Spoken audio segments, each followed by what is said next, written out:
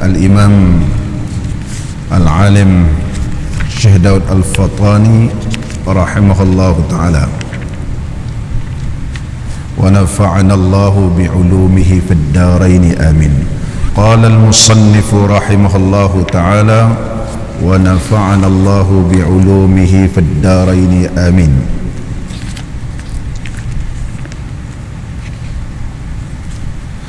Dan lagi sabda Nabi sallallahu alaihi wasallam,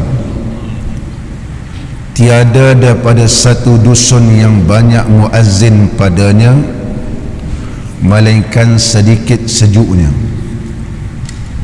Nabi sallallahu alaihi wasallam bersabda, ma min madinatin yaksurul muazzinuna fiha illa qalla barduha, atau kama qala Rasulullah sallallahu alaihi wasallam, ma min madinatin, tidak terdapat mana-mana bandar ataupun tempat, yaksurul muazzinuna, ramainya tukang azan, mana azan dilaungkan, fiha, di dalam Madinah tersebut, dan tempat tersebut, pekan, kampung, bandar dan sebagainya, illa qalla barduha.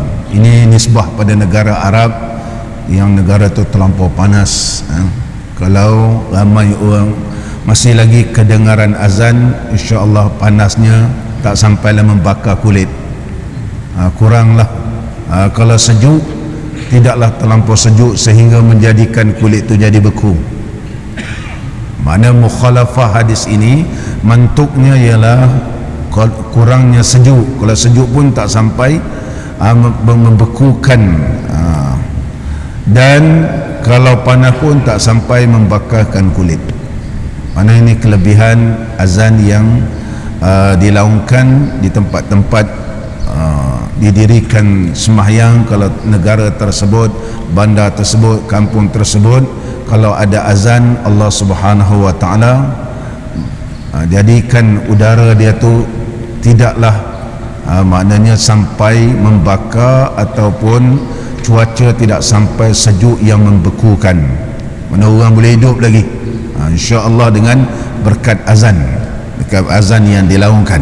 Ini di antara kelebihan azan. Walaupun hadis ni ialah hadis yang dhaif, tetapi bolehlah kita sebagai fadailul amal, walau bagaimanapun kedudukan dhaif ini di sisi ulama yang mengkaji hadis ini, hakikat sebenarnya yang tahu ialah Allah. Kelebihan azan ini terdapat banyak riwayat yang telah kita bacakan pada pengajian yang lepas, bahawa Nabi sallallahu alaihi wasallam bersabda, la yasma'u mada sautil muazzini jinnun wala insun wala syai'un illa syahida lahu yawmal qiyamati, rawahu Malikun wal Bukhari wal Nasa'i wa Ibnu Majah.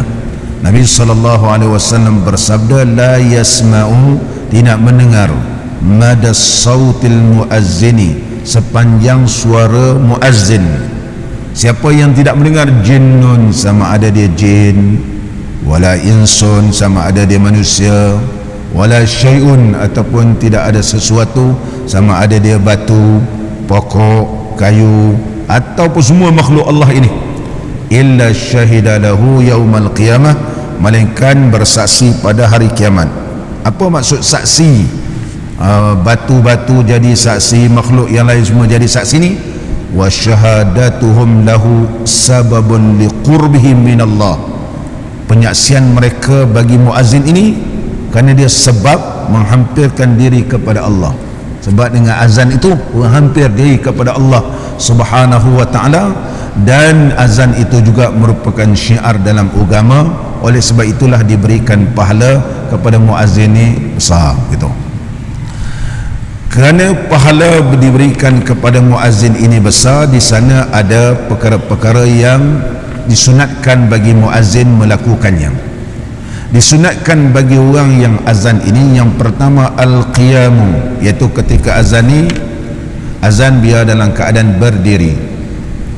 Azan biar dalam keadaan berdiri. Maka makruh muazzin duduk sekiranya ianya mampu berdiri.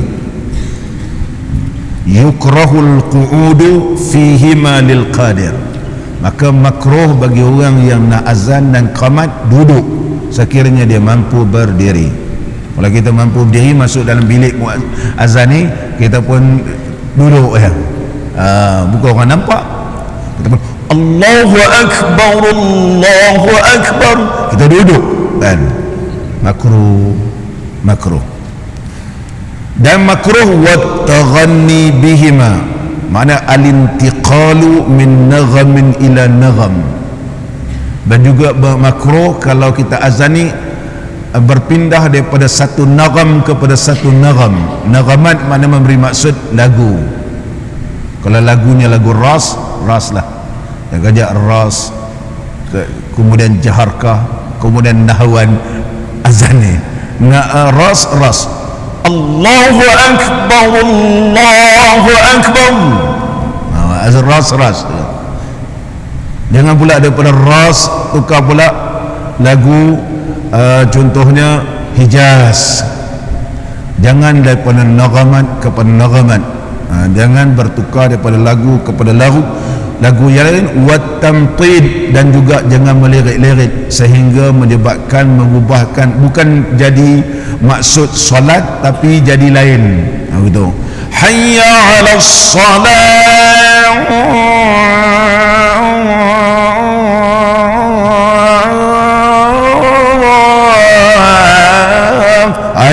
ni nama dia tamtid. Ujung sekali ni tamtid. Azan gitu, hayya 'alal falah,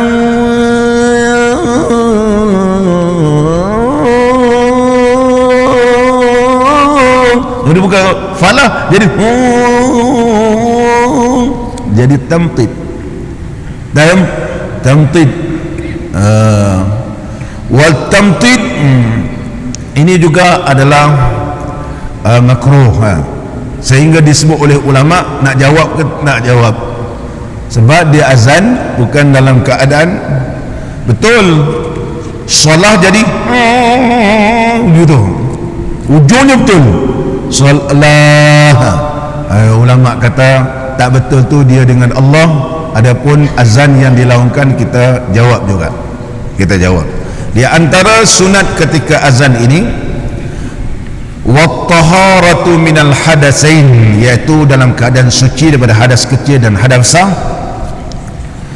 Dan yang ketiga telah saya bahaskan, anamut taghanni bihima, jangan berlagu-lagu sangat sehingga mengubahkan makna. Sekiranya ianya mengubahkan makna maka hukumnya haram, tetapi kalau dia berlagu tidak mengubahkan makna hukumnya adalah makruh. Kalau mengubah makna, kamaddi ba'i akbar, seperti memanjangkan huruf ba pada lafaz akbar. Allahu Akbar, Allahu Akbar, hukumnya haram. Wa hamzatihi, dan juga haram kalau hamzah itu dipanjangkan. Allahu Akbar, Allah.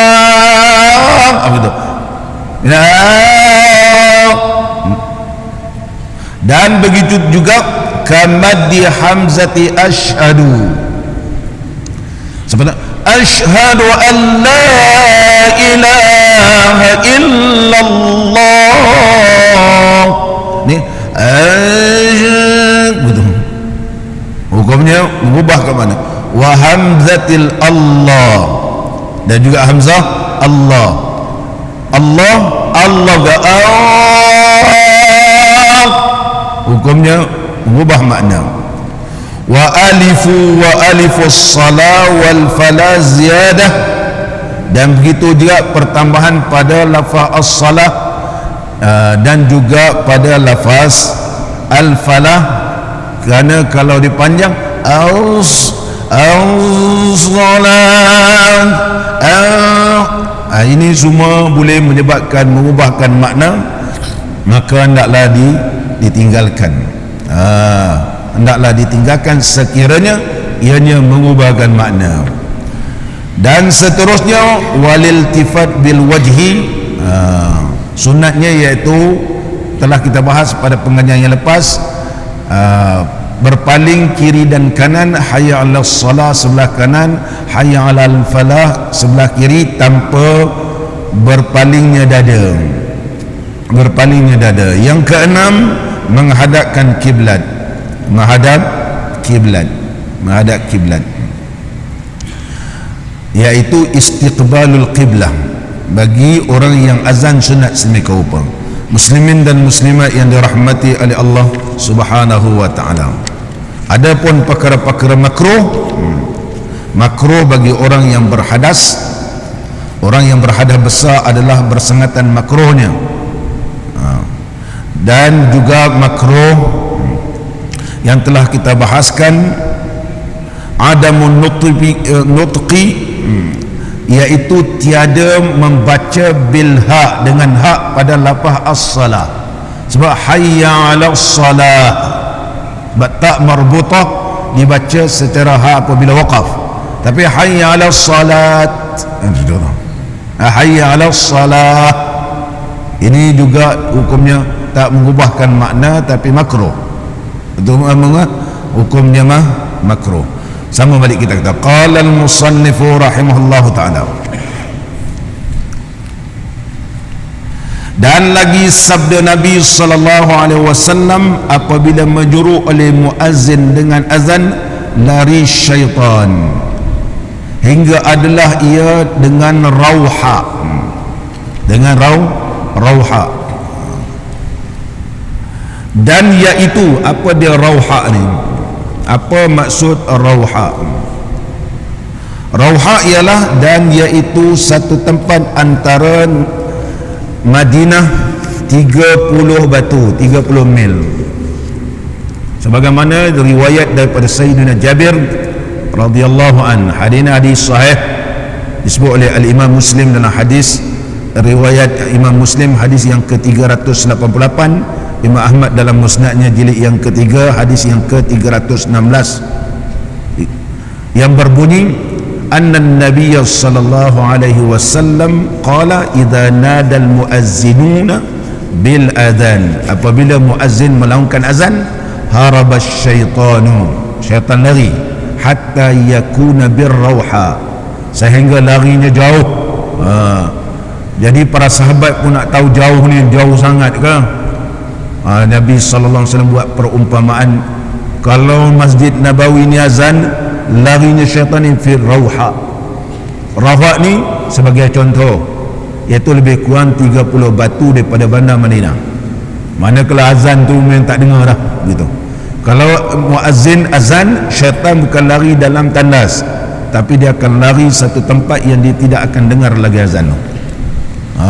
Kalau sini azan, kalau tempat ni azan, tak tahu dia lari hutan mana, sehingga dia tak dengar lagi azan, kerana dia tidak mau menjadi saksi di akhirat nanti. Dia tak mau jadi saksi di akhirat, sehingga disebut dalam hadis, sehingga syaitan ini lari ini kerana ketakutan, terkentut-kentut ia, disebut durat, iaitu kentut. Macam mana kentut syaitan, wallahu alam. Macam mana kentut syaitan kita tak tahu. Ada ulama hadis kata betul syaitan tu kerana terlampau takut sampai terkentut-kentut dia. Ada ulama hadis bahaskan terkentut ni menunjukkan bahawa larinya begitu lintang pungkang, takut sangat sampai lari ni diumpamakan seperti terkentut-kentut. Tapi memang disebutlah hadis. Sehingga dibahaskan dalam hukum fiqah, kalaulah seorang suami berkata aku ceraikan kamu sebagaimana kentut syaitan, berapa talak jatuh? Contoh disebut, aku ceraikan kamu sebanyak bulu-bulu dekat badan syaitan. Kau nak sangat cerai, aku ceraikan kau sebilangan bulu badan syaitan. Siapa tahu bulu badan syaitan? Sebilangan kentut syaitan. Sebab benda ni tidak jelaskan. Syaitan, ya ada bulu ke tak bulu? Kita pun tak tahu ada bulu tak ada bulu. Kentut ni berapa kali dia kentut? Maka ada ulama di kalangan mazhab Imam kita Syafi'i telah membahaskan dalam kitab-kitab mereka berkaitan dengan perkara ini.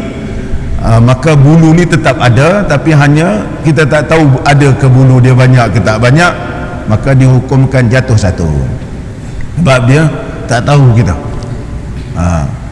Berbeza sebilangan pasir dengan sebilangan tanah, ini tak sama. Ini disebut dalam istilah fiqh ataupun dalam ilmu nahwu disebut ismul jam'i wa ismul fardi. Contohnya kalau disebut tanah, dia ismul jam'i. Contoh qaumun, walaupun sepatah tapi menunjukkan ramai orang, satu kaum, mana ramai, itu mana ismul jam'i. Ba'dun, sebahagian, dia juga ramai. Tapi kalau disebut Muhammadun, dia seorang. Ini dibahas dalam hukum fiqh.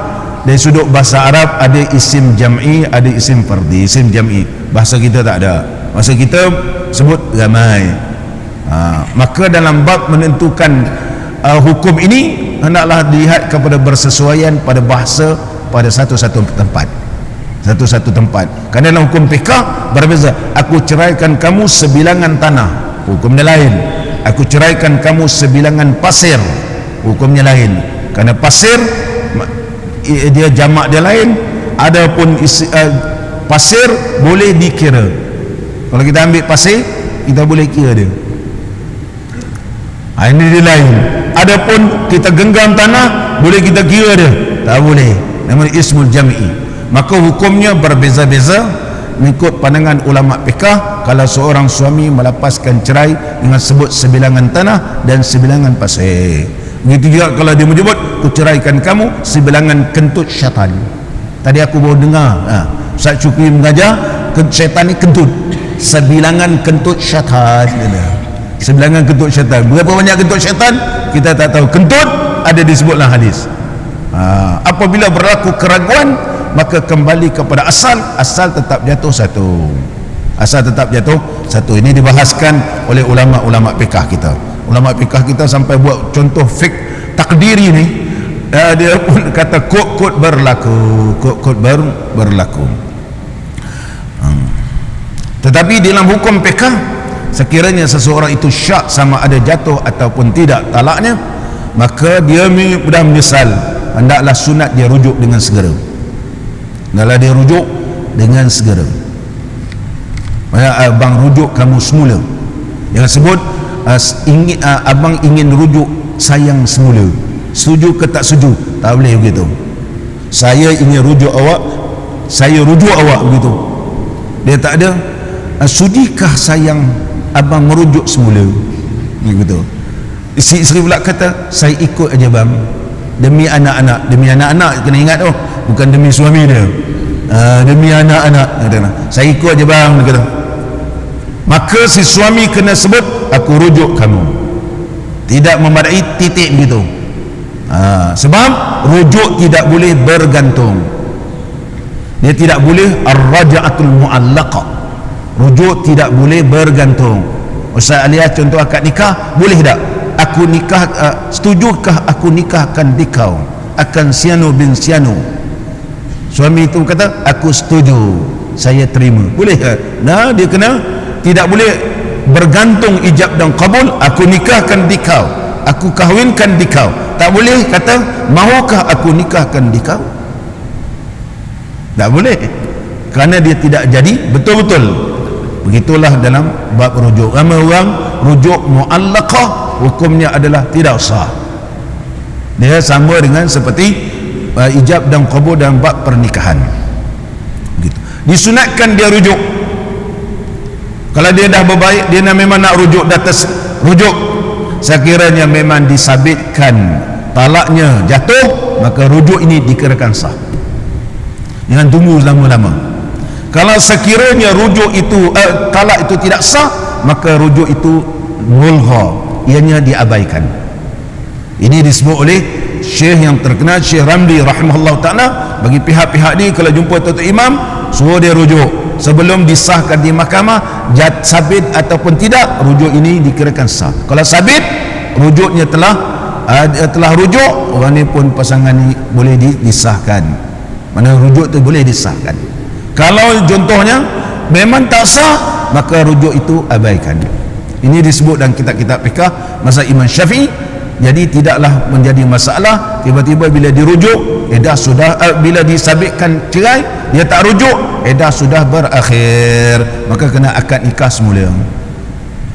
Nikah semua mula dah tunjuk wali pula, entah mana-mana pula wali, kena isi borang apa semua, dah mula mengamuk kan.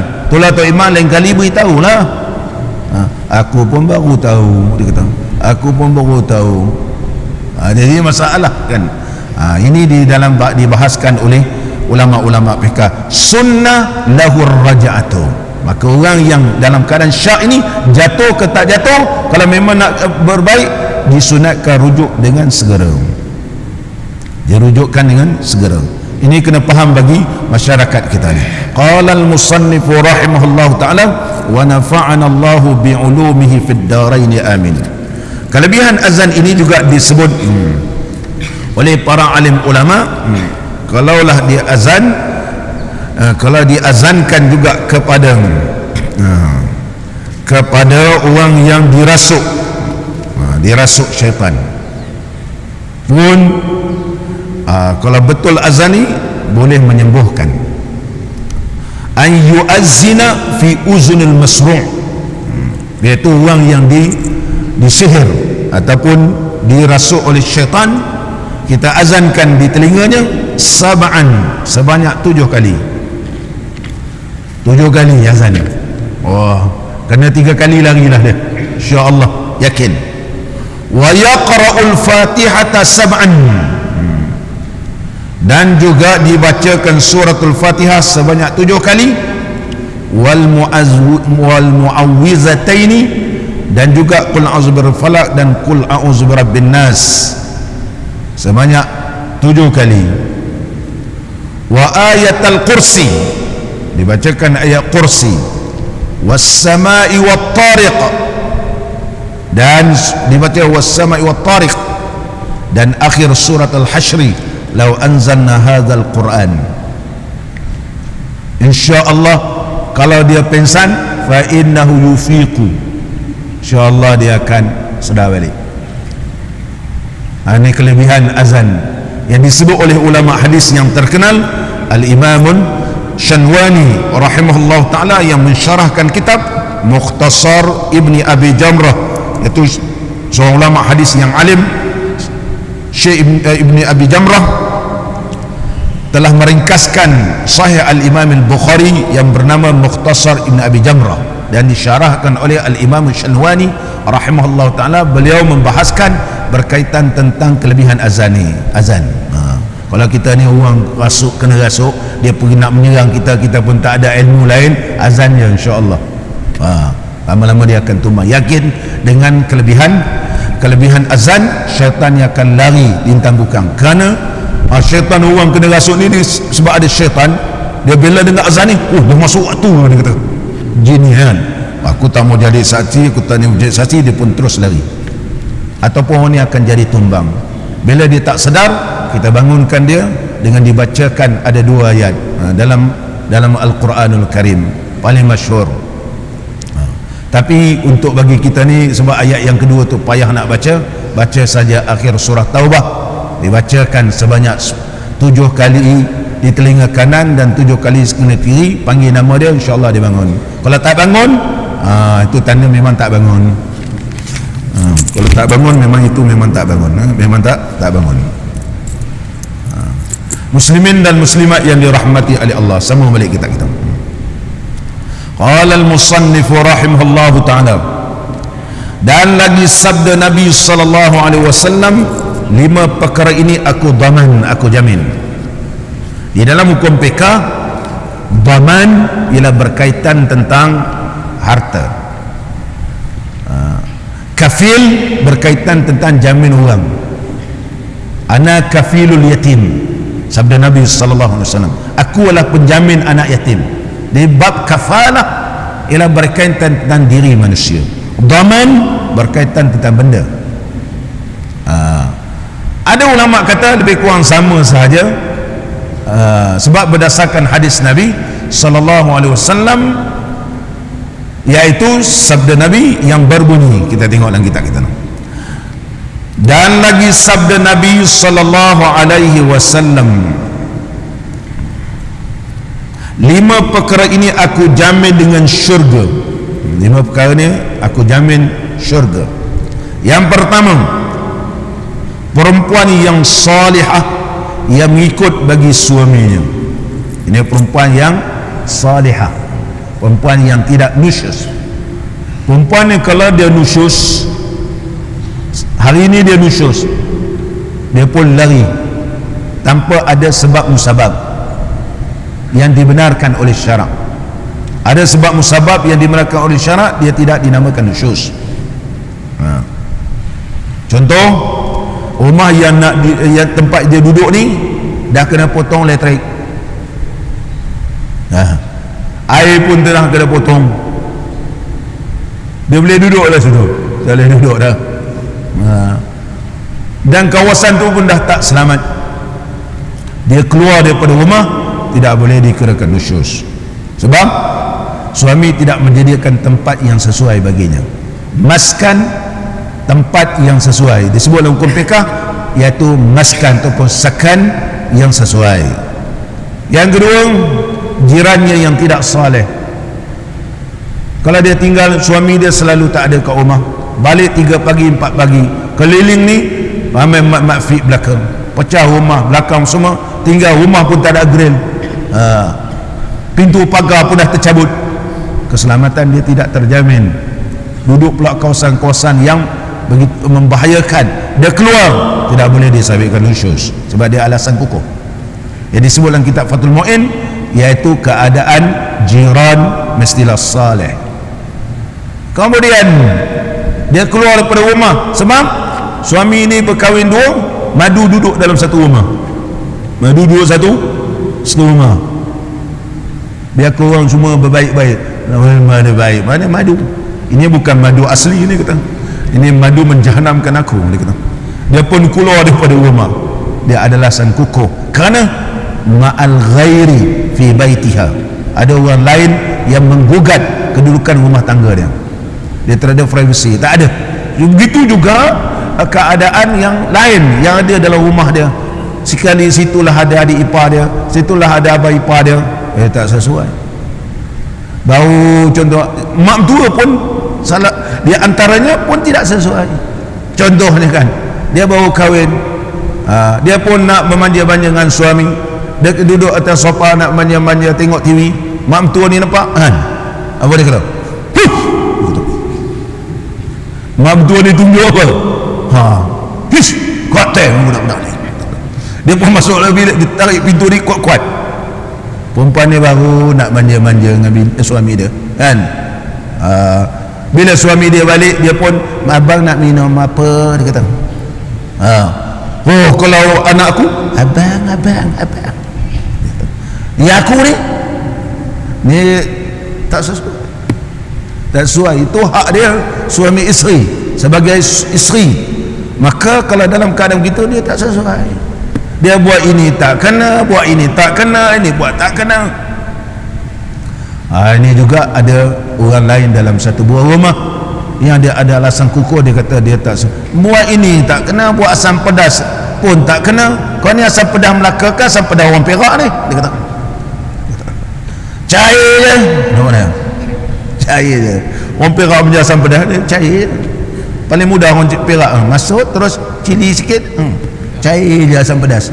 Ubuh daun kantan, ubuh garam sikit, dah jadi asam pedas, dah tak sama.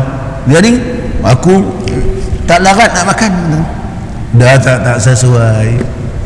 Ini juga ada beberapa elemen yang tidak boleh disabitkan nusyus. Sekiranya tidak ada sebab musabab, maka si isteri ni nusyus, dia pun lari, pagi-pagi ni lari, telefon dia tutup, mesej dia tak nak jawab, tip tapi tak nak jawab, tanpa ada sebab musabab. Dipanggilkan supaya dia taat, dia tak mau taat, pergi mampus lah, dia tulis tu. Tetapi dia ni bila balik, dia pergi jumpa kawan-kawan dia, kau ni pun, kau ni kena tengok diri kau yang salah kot, kata suami kau cuma cukup baik. Kalau nak dibandingkan orang lain, Allahu Akbar, suami ni kau baik, kau ni apa lagi, dah ada rumah, ada semua anak semua, kau nak jadi macam budak-budak muda ni apa hal kan? Kau agak kau besok dah bercerai ada orang anak macam kau ni, anak pun dah 6 orang, suami kau dah tangguk semua. Contohnya petang dia pun sedar, insaf mendengar nasihat kawan yang karib di kahwin ni, kawan karib dia, adakah berhak dia dapat nafkah separuh? Sebab dia balik pukul 3 petang, dia balik, minta maaf bang, saya tidak akan ulang lagi. Kalau suami dia tak bagi nafkah pada hari itu, boleh ke tak boleh? Ulama kata taat ini tidak ada juzuk-juzuk. Ta'ah la tatajazza, tak ada taat sejam, tak taat sejam, kejap taat, kejap tak taat, kejap taat, kejap tak taat, kejap taat, tak ada taat, tak ada. Taat dikira nafkah 1 hari, nafkah kira 1 hari, tak ada nafkah kira jam. Aku beri nafkah kepada kamu ikut jam, ikut jam. Sebab kau ada bersama dengan aku 3 jam, maka aku kira ni 3 jam je kau dapat nafkah padaku. Nafkah kira 1 hari 1 malam, 1 hari 1 malam, tidak ada berjuzuk-juzuk. Ini disebut oleh ulama fiqh. Muslimin dan muslimat yang dirahmati oleh Allah. Qala al-musannif rahimahullah ta'ala, ini Rasulullah sallallahu alaihi wasallam jamin isteri yang salihah. Begitu juga suaminya, ada suami yang nusyus. Dalam hukum PK, suami ada nusyus, bukan perempuan saja nusyus. Itu macam mana suami nusyus ni? Dibahaskan begitu panjang dalam kitab-kitab PK. Hanya dalam kitab PK mazhab Imam Syafi'i ini tidak bahas panjang. Di antara Syekh Al-Imam Al-Bajuri menyebutlah Hasyat Al-Bajuri sebut az-zaujun nashizi, iaitu suami nusyus. Itu juga dalam fiqh manhaji Syekh Mustafa Al-Bugha juga menyebut sedikit saja pembahasan suami nusyus, suami nusyus. Tetapi dalam mazhab Maliki membahaskan begitu panjang suami nusyus. Suami nusyus ni macam mana suami nusyus? Nak buat macam mana suami nusyus? Peringkat pertama dalam mazhab Maliki, hendaklah si isteri ini menasihatkan suami dia. Nasihatkan suami, abang tanggungjawablah sebagai suami, anak-anak semua ni abang kena tengok ni anak abang juga ni, balik pukul 3 pagi, anak ni nak pergi belajar, nak pergi tuition, makan minum pun semua ni abang tak peduli pun. Kalau nasihat ini memberi manfaat, ia beri nasihat. Kalau dia bagi nasihat, pelempang sampai. Dia tak mau cerai, perempuan ni dia tak mau cerai, dia sayang lagi ahli keluarga dia. Dia bagi nasihat, suami ni dengan nasihat itu, contohnya barangkali si isteri ni seorang yang mulutnya masin kan, abang kalau tak bertanggungjawab ahli keluarga, nanti Allah turunkan bala.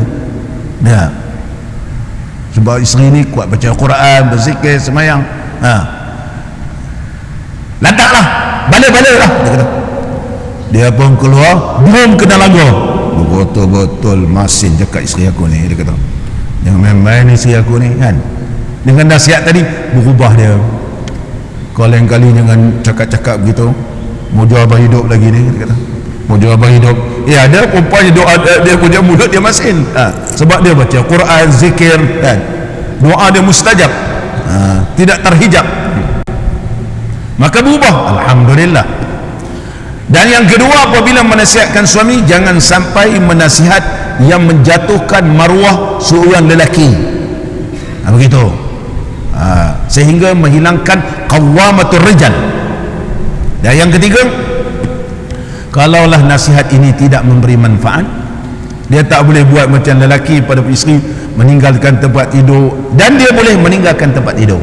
Dengan mudah-mudahan dengan tempat tidur ni ditinggalkan, suami ni pun kata, dia pun sayang, janganlah sampai tinggal abang tidur dekat sofa ni, bukan setakat gigit nyamuk, macam-macam ni. Berubah dia, abang boleh, tapi berubah dia. Kalau itu pun tak berubah, barulah dia boleh mengadu kepada qadhi. Qadhi hendaklah memberikan inzar kepada suami. Sekiranya dia tidak juga, maka terpulang kepada bijaksanaan qadhi. Ini disebut dalam kitab fiqh Al-Imam Al-Bahuti rahimahullah ta'ala, seorang ulama yang terkenal di kalangan mazhab Al-Imam Malik rahimahullah ta'ala. Suami nusyus nama dia, suami nusyus, bukan isteri je nusyus, suami apa nusyus, suami nusyus. Mana suami-suami ni yang tidak bertanggungjawab, hukumnya nusyus, dan dia dilaknat oleh Allah kerana tidak bertanggungjawab kepada ahli keluarga. Ini disebut kitab fiqh. Mazhab Imam Syafi'i kita pun juga membahas, tetapi tidak begitu panjang kaedah-kaedah yang perlu diambil oleh seorang isteri sekiranya mendapati suami nusyus. Qala al-musannif rahimallahu ta'ala wa nafa'ana Allahu bi'ulumihi fid dharain amin. Dan seterusnya lagi, wal waladul muti'u li abawayhi.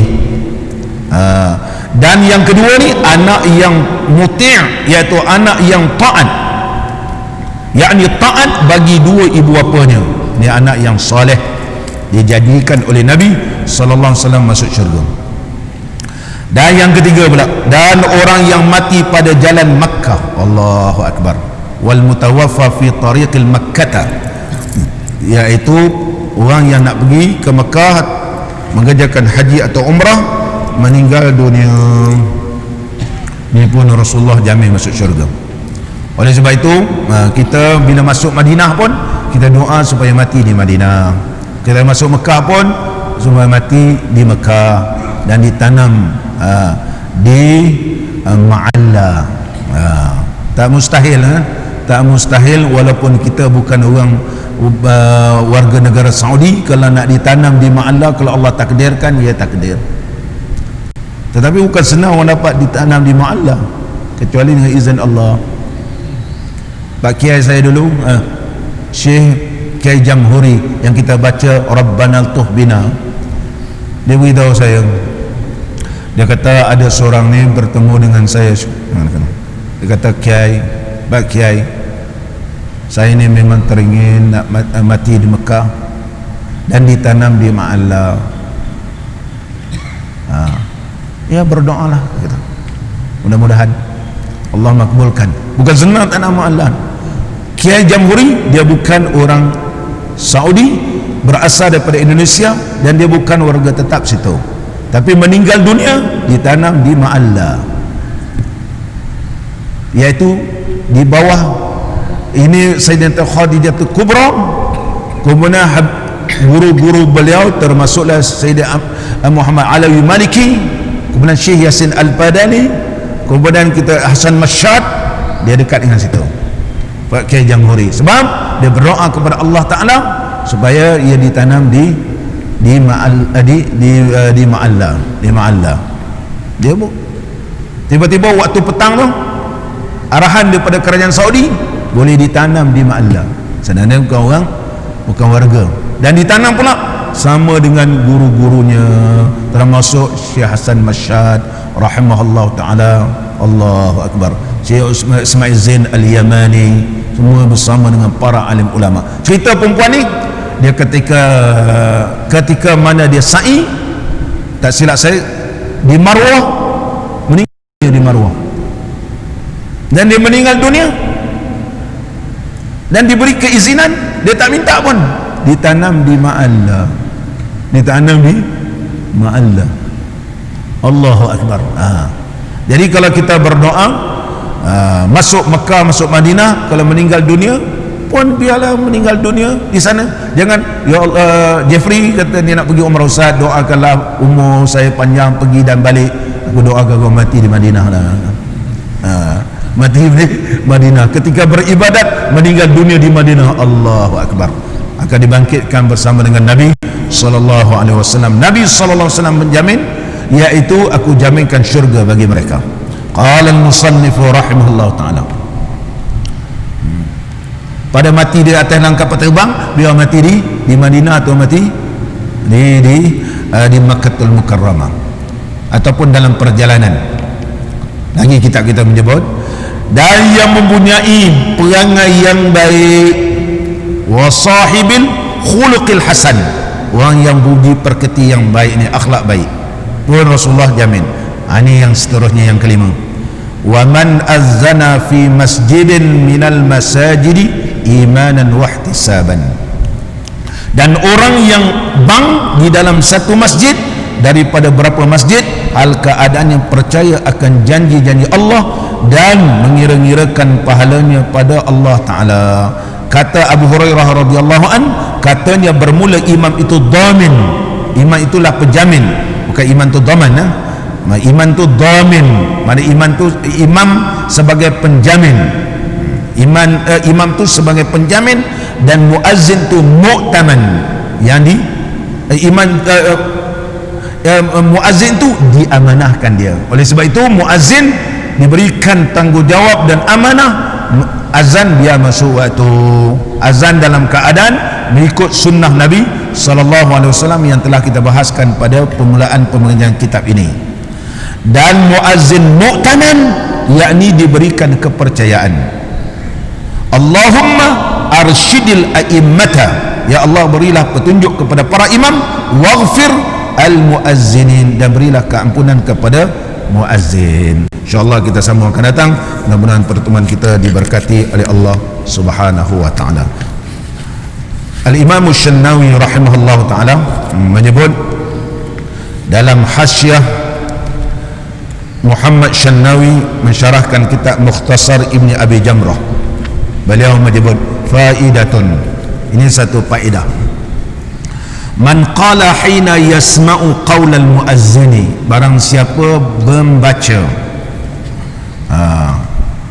barang siapa yang mendengar muazzin menyebut asyhadu anna Muhammadar Rasulullah, kemudian dia pun baca marhaban bihabibi wa qurrati aini Muhammadin ibni Abdillah, marhaban bihabibi wa qurrati aini Muhammad ibni Abdillah sallallahu alaihi wasallam, summa yuqabbilu, kemudian takbilkan, menciumkan ibhamaihi, dua jari, iaitu menciumkan dua, mengucupkan dua ibu jarinya, begitu, mengucupkan. Kemudian wa yaj'aluhuma, dan menjadikan keduanya ala ainai, di atas matanya, kemudian disapu gitu. Lam nastaya amma yu'mi, nastaya amma ya'mi, nastaya lam ya'mi ataupun lam yu'am, nastaya tidaklah ianya akan jadi buta, dia kata. Walam yarmud abadan, dan tidak akan sakit mata selama-lamanya. Hadis ini memang dhaif, tapi ulama mengamalkan, dan ulama hadis juga menyebut di dalam kitab-kitab mereka. Kalau tak betul, ulama hadis takkan sebut. Kalau ianya maudhu', ulama hadis takkan berani. Kita bukan ulama hadis. Kalau nak petikai-petikai pun, kita bukan ulama hadis. Ulama hadis yang terkenal pun berani masukkan hadis ini di dalam kitab-kitab mereka. Saya bacakan dalam kitab Hasyiah Muhammad Syanawi yang mensyarahkan Mukhtasar li Imam Al-Bukhari, susunan Syekh Ibn Abi Jamrah, muka surat 100. Dia masukkan. Hanya ulama tambahkan lagi. Kalau kita baca ni dan kita tambahkan ayat fakashafna anka ghita'aka fabasaruka al-yawma hadid, dia baca sebanyak 7 kali. Kemudian sambung lagi dalam surah Yusuf ni, idhabu biqamisi hadha fa'alquhu ala wajhi abi ya'ti basira wa'tuni bi ahlikum ajma'in, sebanyak 7 kali. InsyaAllah mata ni cerah, insyaAllah boleh baca kitab-kitab lama ni tanpa pakai cermin mata. Pakai cermin mata. Ini guru saya ijazahkan, saya bagi Jeffrey nanti photostat. InsyaAllah mata kita Allah Subhanahu wa ta'ala terangkan, supaya mudah kita baca Quran, mudah kita baca kitab-kitab ni, walaupun tak pakai cermin mata. Umur kita dalam jangkau tua-tua ni pun insya-Allah terang lagi.